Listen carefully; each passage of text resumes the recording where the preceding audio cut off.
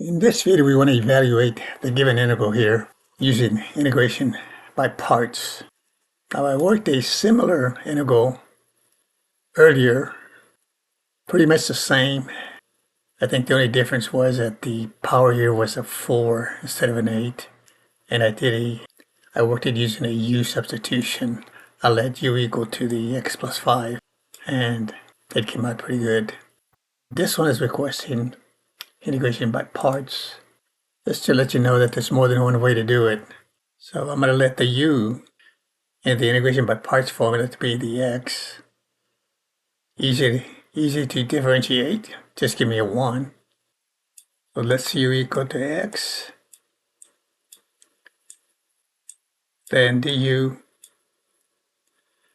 would be 1 or dx. And then the dv will equal to the rest of the integrand. So what's left? We got x plus 5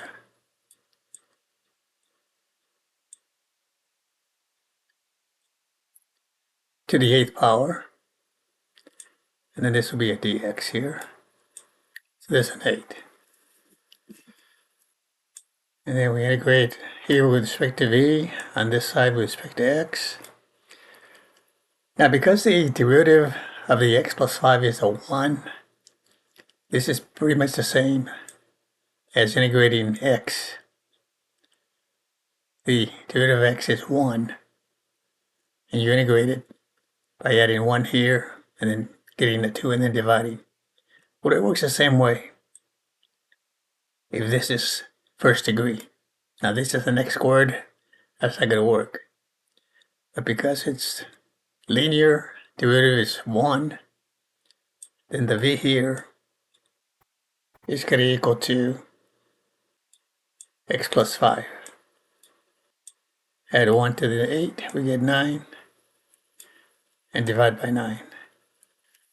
You want to check it here, take the derivative here, the 9 multiplies the coefficient, 9 and 9 cancel, and then we subtract 1 from the 9, just using the chain rule here. We get 8, and then the derivative of x plus 5 is 1, so it comes out.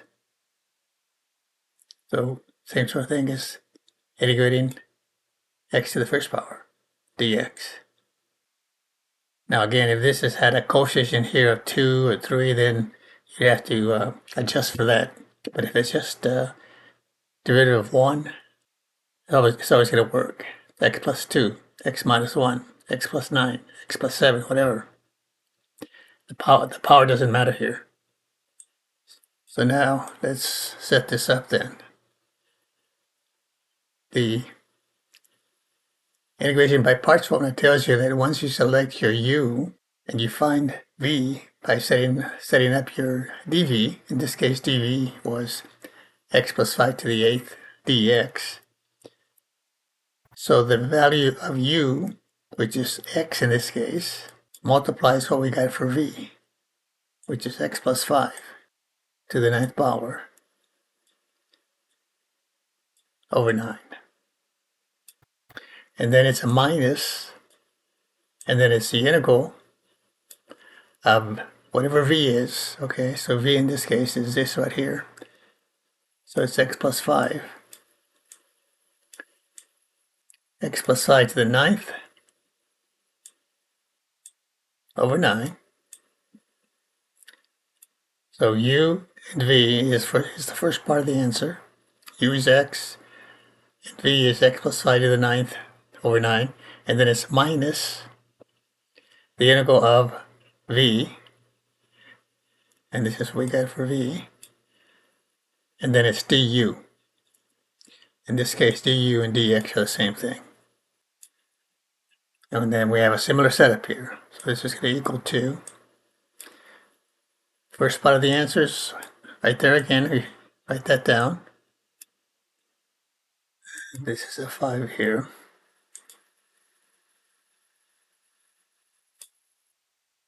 This minus here. And now notice again, same sort of thing. The derivative of x plus 5 is 1. We got it to the 9th power. So to integrate that, we simply write the base down, x plus 5. We're integrating that. Add 1 to the exponent, that gives me a 10. And then the 10 multiplies the denominator.